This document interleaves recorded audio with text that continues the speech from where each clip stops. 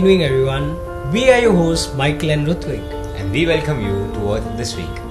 A new analysis by RMSI, a global risk management firm, on the impact of sea level rise on coastal Indian cities has revealed that some critical properties and road networks in Mumbai, Kochi, Mangalore, Chennai, Vishakhapatnam and Thiruvananthapuram will be submerged by 2050. This analysis is quite frightening, Michael. It is frightening, Ritvik, but unfortunately that's not all. Assessment of climate change over the Indian region, a report of the Ministry of Earth Science also stated that sea level rise in the North Indian Ocean is comparable to the current rate of global mean sea level rise.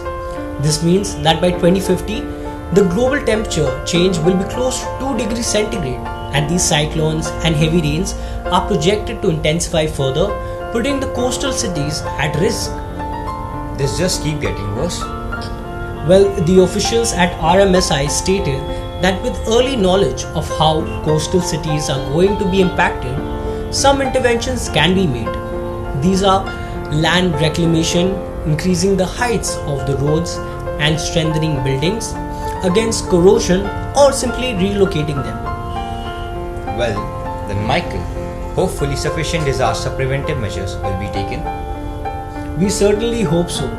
And now moving closer to home, the National Wetland Committee under the Ministry of Environment, Forest and Climate Change has approved the revised alignment for the proposed bypass New Town flyover prepared by the Kolkata Metropolitan Development Authority.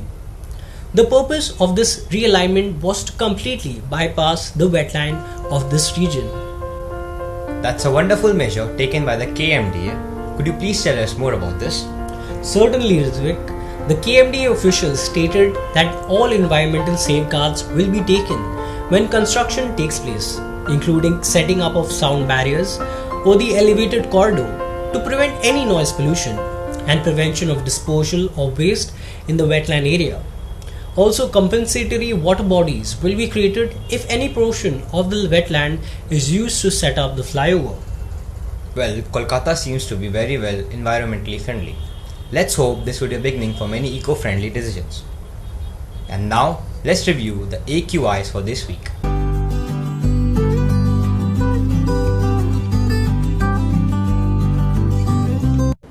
Hello everyone. The average AQIs of major cities in India over the last 7 days has been mainly very poor and satisfactory. So let's check out the AQIs of some of these cities. New Delhi had the average AQI of 399 micrograms per cubic air, which is very poor. Mumbai had the average AQI of 358 micrograms per cubic air, which is also very poor. Ahmedabad had the average AQI of 245 micrograms per cubic air, which is poor. And now let's check out the AQIs of other Indian cities.